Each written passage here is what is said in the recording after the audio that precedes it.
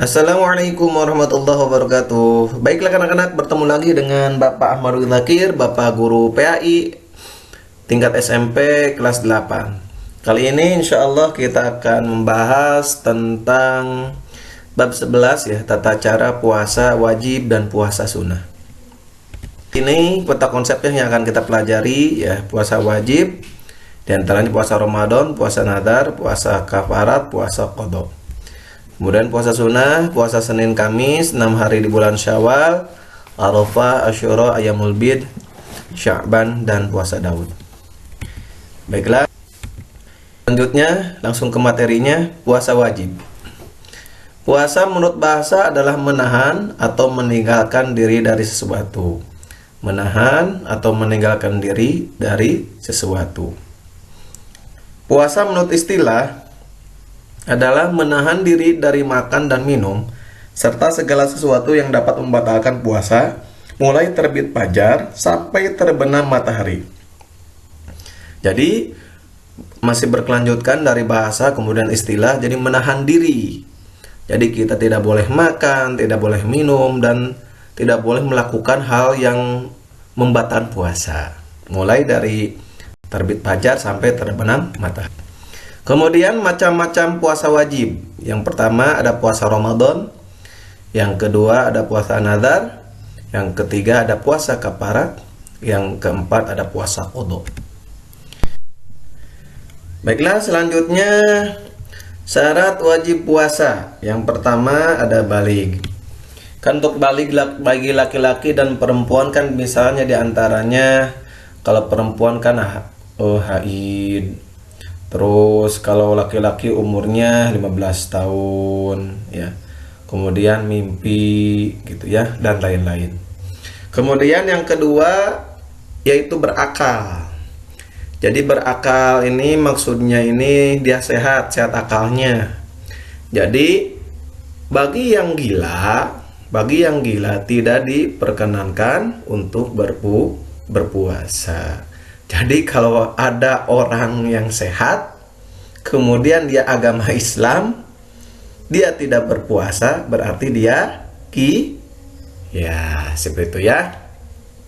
Yang ketiga, menetap atau bukan sedang bepergian, berarti berada di sana, tidak sedang bepergian.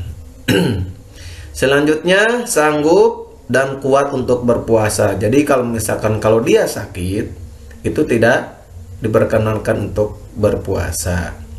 Bisa dia ganti di hari yang lain. Dan khusus yang berakal ini ya, maksudnya sehat itu kalau misalkan ada orang yang tidak puasa ya, bukan karena sesuatu, bukan karena sakit, bukan dalam bepergian, ada dia menetap di sana, kuat untuk berpuasa, kemudian tidak berpuasa, berarti dia adalah itu ya, seperti itu. Syarat sah puasa. Yang pertama ada Islam, harus ya. Berarti luar dari agama Islam tidak diperkenankan atau tidak wajiblah untuk puasa ya. Yang kedua, suci dari haid, nifas, wiladah. Ini untuk perempuan ya, haid. Kalau nifas kan baru melahirkan, wiladah itu kan darah penyakit ya. Kemudian tamyiz, yang ketiga, dapat membedakan yang baik dan buruk. Mana yang baik dan buruk, maka itu termasuk sah puasa. Yang keempat, berpuasa pada waktunya, bukan waktu yang terlarang.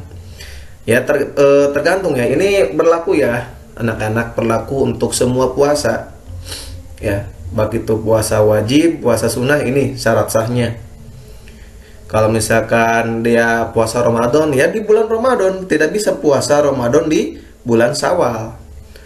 Kemudian mau berpuasa juga ada hal-hal yang terlarang, misalnya hari raya Idul Fitri tanggal 1 Syawal itu tidak diperkenakan, haram untuk puasa di sana.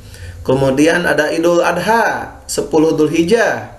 Kemudian dengan hari Tasyrik 3, 11, 12, 13. Berarti ada 5 waktu yang diharamkan untuk berpuasa. Rukun puasa yang pertama niat. Ini niatnya ya, nawaitu shauma ghadin an ada'i fardhi syahri ramadhana hadisanati lillahi ta'ala, ya. Niat saya puasa untuk menunaikan kewajiban di Ramadan karena Allah Ta'ala.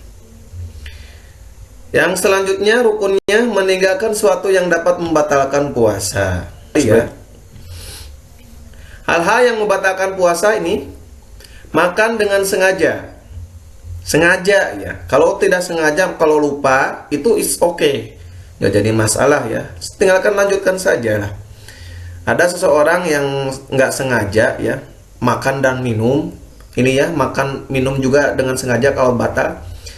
Dia biasanya kejadian itu awal-awal bulan lah, awal-awal bulan Ramadan ya, tanggal 1, tanggal 2. Merasanya bukan puasa, pas bangun tidur, langsung makan sampai kenyang, minum pun sampai kenyang, lupa nih. Pas udah kenyang, ya Allah, ini kan lagi puasa Ramadan. Jangan dilanjutkan untuk makan, jangan. Berhentilah di sana makan dan minum, kemudian lanjutkan berpuasa. Jadi nggak jadi masalah ya, nggak perlu qada, nggak perlu apa. Selanjutnya, yang ketiga, memasukkan sesuatu ke dalam perut lewat lubang anggota badan. Makan ya, minum ini juga sama. Yang keempat, muntah dengan sengaja. Muntah dengan sengaja. Kalau misalkan bepergian ke mobil, sengaja juga sama gitu ya.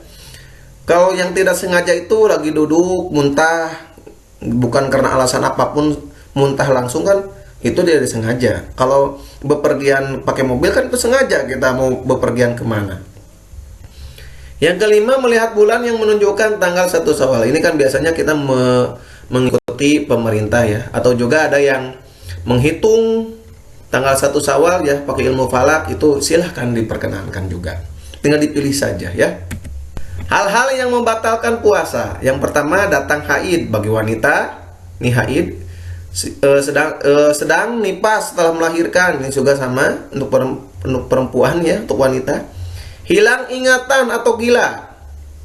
Jadi awalnya dia sehat lagi puasa, kemudian dia gila, hilang ingatan, ya itu batal puasanya. Murtad, keluar dari agama Islam ya.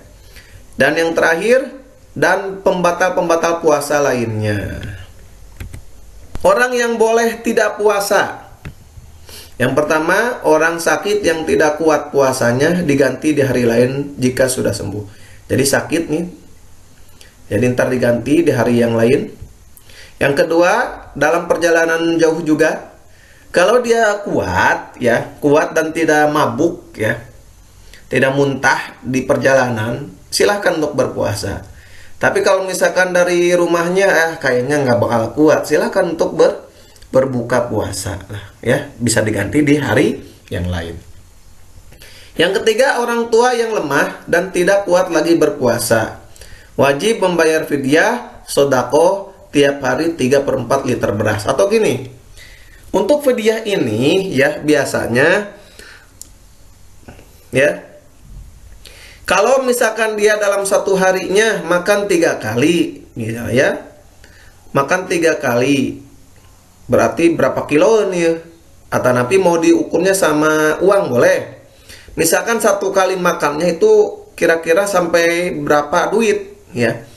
Kalau misalkan nyampe 20.000 nih 1 kali makan, berarti kalau selama 3 hari dia selama 1 hari dia 3 kali makan ya, tinggal 3 kali 20 jadi 60.000. Jadi fidyahnya itu 60.000 harus dia bayar. Kalau misalkan selama 10 hari gimana? 60.000 kali 10, 600.000. Itu yang harus dibayar oleh orang tua tersebut. Selanjutnya, orang hamil dan orang yang sedang menyusui. Oke, yang pertama, apabila khawatir terhadap dirinya dan anaknya. Jadi ada yang hamil khawatir akan dirinya dan anaknya, kalau berpuasa itu akan berpengaruh kepada dirinya, maka wajib mengqadha di hari lain. Jadi apabila ada wanita hamil khawatir terhadap diri dan anaknya, silahkan dia untuk tidak berpuasa. kemudian dia wajib mengqadha di hari lainnya. Yang kedua, apabila khawatir terhadap anaknya, ya, khawatir terhadap anaknya saja, maka dia wajib mengqadha dan membayar fidyah. Jadi kalau misalkan dia khawatir hanya kepada anaknya saja gitu, hanya kepada anaknya saja, maka ada dua yang harus dia bayar. Yang pertama adalah mengqadha, yang kedua adalah fidyah. Itu ya. Jadi yang pertama itu, kalau kita khawatir, orang hamil itu khawatir pada dirinya dan anaknya, hanya mengqadha saja. Tapi kalau khawatir terhadap anaknya saja, qadha dengan fidyah. Oke. Selanjutnya, hal-hal yang harus dihindari ketika berpuasa nih. Ini bisa menjerumuskan kita untuk berbuka ini ya. Malahan ada yang menyebutkan batal juga kalau kita misalkan terus-terusan kayak gitu, atau pahala puasanya hanya puasa awam saja gitu ya. Yang pertama, menfitnah. Awas, hati-hati nih, fitnah atau mencela. Yang kedua, menggunjing. Wah, ngomongin batur ya. Ngomongin batur ya, ngomongin orang dan marah. Hati-hati marah.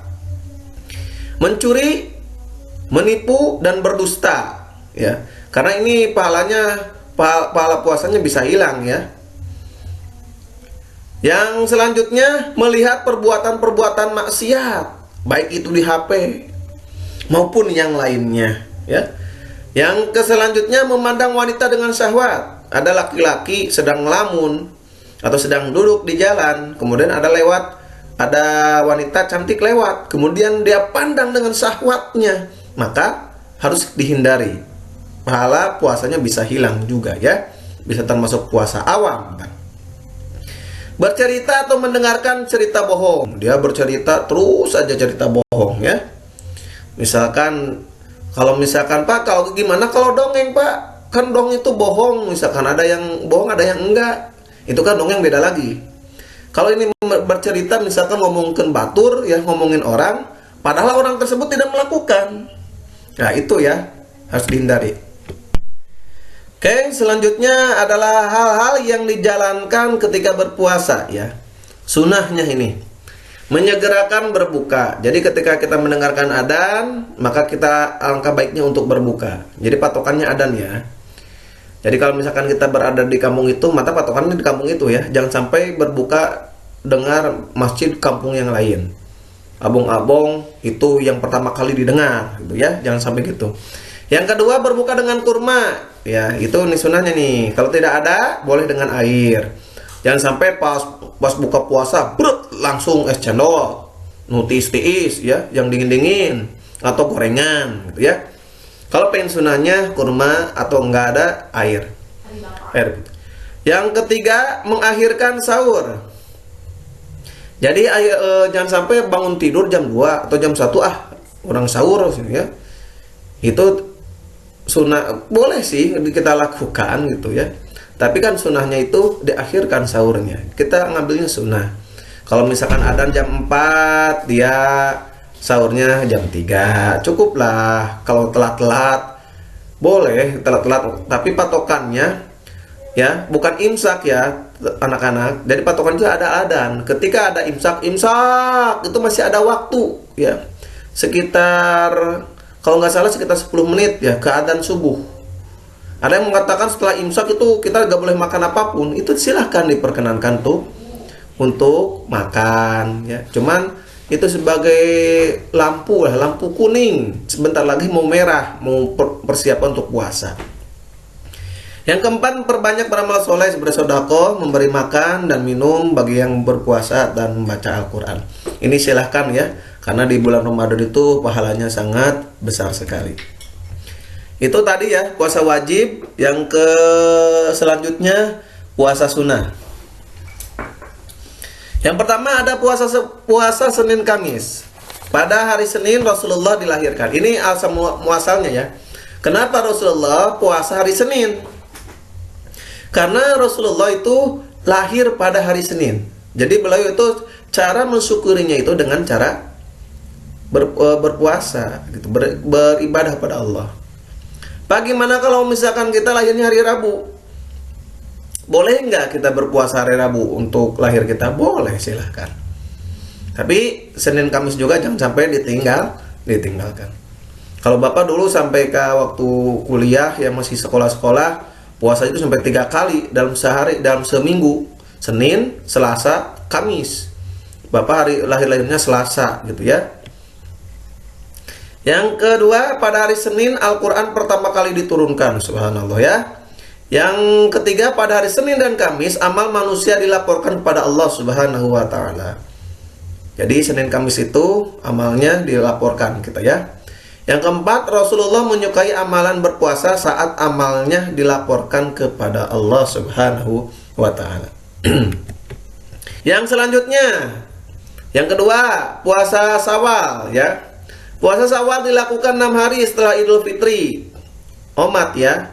Hati-hati, jangan puasa tanggal 1 Syawal, karena 1 Syawal itu hari raya Idul Fitri, haram untuk berpuasa. Silakan berpuasa dari tanggal 2 sampai tanggal hari akhirnya Syawalnya. Ada yang mengatakan 29, ada yang mengatakan 30 ya. Sampai akhir boleh. Puasa Syawal boleh dilakukan secara berturut-turut atau selang-seling. Jadi yang baiknya itu berturut-turut, misalkan ya 2, 3, 4, 5, 6, 7. Atau kita mau selang-seling boleh gitu ya. Misalkan tanggal 2, tanggal 3 terus kita tidak puasa lagi, terus dilanjut lagi 6, 7 boleh lah. Tuh. Tapi yang bagusnya itu berturut-turut ya.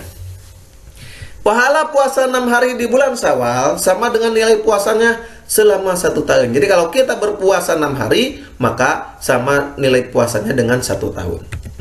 Yang selanjutnya, puasa Arafah. Puasa Arafah adalah puasa yang dilakukan umat Islam yang sedang tidak melaksanakan ibadah haji pada tanggal 9 Dzulhijjah. Jadi ini ya, jadi puasa Arafah itu tanggal 9 Dzulhijjah. Sebelum kita muncit ya Idul Adha gitu ya. Pestanya umat Islam tuh. Semuanya merasakan makan daging. Bagi yang sedang menunaikan ibadah haji, tidak disunahkan untuk puasa Arafah ya. Jadi kalau misalkan orang yang melaksanakan haji, tidak disunahkan untuk puasa Arafah. Ini khusus untuk yang tidak melaksanakan haji. Dalam riwayat hadis disebutkan kesunahan puasa ya 9 hari di bulan Dzulhijjah. Selanjutnya, puasa Asyura. Puasa Asyura adalah puasa yang dilakukan di tanggal 10 ya, bulan Muharram. Jadi kalau misalkan sekarang kan nih, sekarang sudah menginjak bulan Muharram, baru tanggal 2. Berarti tanggal 10-nya itu Rabu depan ya. Jadi kalau kita puasa 10 di bulan Ramadan itu namanya puasa Asyura. Pada 10 Muharram terdapat peristiwa besar dalam sejarah selamatnya Nabi Musa alaihissalam dari kejahatan Fir'aun ya, bertepatannya. Yang selanjutnya, puasa Ayyamul Bid. Ayyamul Bid adalah 3 hari setiap bulannya di tanggal 13, 14, dan 15 kalender Hijriyah, Muharram, Safar, ya, Muharram, Safar, Mulud ya, Rabiul Awal, Rabiul Tsani ya itu. Bagaimana kalau tanggal 13, 14, 15 Dzulhijjah? Ya. Dzulhijjah kan ada salah satu yang apa namanya? Yang haram itu ya tidak diperkenankan. Misalnya ini tanggal 13 kan? Hari tasyrik itu tanggal 11, 12, 13. Berarti khusus Dzulhijjah silakan ambil tanggal 14 dan 15 saja. Ya. Gitu. Yang selanjutnya, pada hari itu bulan sedang dalam keadaan terang. Ya, itu pas bulan purnama, apalagi tanggal 14 dan 15 ya. Selanjutnya, orang yang konsisten menjalankan 3 hari setiap bulannya mendapatkan pahala sebanyak puasa 1 tahun. Oke. Selanjutnya, puasa bulan Sya'ban. Rasulullah SAW terbiasa melaksanakan puasa di bulan Sya'ban. Pada bulan Sya'ban, amal manusia dilaporkan kepada Allah. Berarti yang bersama ya dengan puasa Senin Kamis ya. Ini selanjutnya puasa Daud. Puasa Daud adalah puasa yang dilakukan dengan selang-seling. Sehari puasa, sehari tidak, sehari puasa, sehari tidak. Itu puasa Daud ya. Puasa Nabi Daud merupakan puasa terbaik karena membentuk pribadi yang istiqomah dalam ketaatan kepada Allah. Jadi itu puasa ya. Satu hari puasa, satu hari tidak, puasa lagi, tidak lagi. Itu Daud. Oke, hikmah dan fungsi puasa dalam kehidupan. Yang pertama, sebagai upaya untuk lebih mendekatkan diri kepada Allah Subhanahu wa taala. Sebagaimana kan yang dilakukan oleh Rasulullah juga. Ya, selalu berpuasa untuk mendekatkan diri kepada Allah. Yang kedua, sebagai upaya melatih kedisiplinan, kejujuran dan kepercayaan diri. Kenapa? Karena di bulan puasa itu, ketika kita puasa itu kita dilarang untuk bohong, itu dilarang sama sekali. Ya. Dan kita kan diperintahkan untuk melakukan amalan-amalan yang soleh, amalan-amalan yang baik. Selanjutnya yang ketiga, sebagai upaya melatih pengendalian diri, mengendalikan diri kita, gitu ya, dari hawa nafsu, dari apapun itu ya. Yang keempat, sebagai upaya memelihara kesehatan. Ini fungsinya diantaranya ya. Fungsinya puasa itu untuk memelihara kesehatan kita. Semua anggota badan kita yang ada di dalam tubuh kita. Oke. Untuk selanjutnya, sebagai ungkapan syukur kepada Allah yang telah memberikan segala nikmat kepada hambanya. Kenapa? Karena kita bisa merasakan orang yang tidak punya, yang tinggal di pinggir jalan, di kolong jembatan itu hampir puasa tiap hari. Bahkan kalau makan juga paling sehari bisa 1 kali. Kita bisa merasakan, ya Allah, alhamdulillah. Ya. Jadi kita bisa merasakan, kemudian kita bisa bersyukur kepada Allah. Yang selanjutnya, sebagai upaya membiasakan diri memelihara amanah. Amanah ya. Selanjutnya sebagai upaya memupuk rasa kasih sayang terhadap fakir miskin. Kenapa? Karena khusus bulan Ramadan kan, ada namanya zakat di sana, gitu ya, zakat fitrah, gitu. Yang selanjutnya, dengan menjalankan puasa Ramadan secara ikhlas akan diampuni dosa-dosanya yang lalu. Ya, semoga ketika kita sudah melaksanakan bulan Ramadan, dosa kita diampuni oleh Allah Subhanahu wa taala, sehingga ketika setelah beres puasa Ramadan kan kita masuk ke fitri.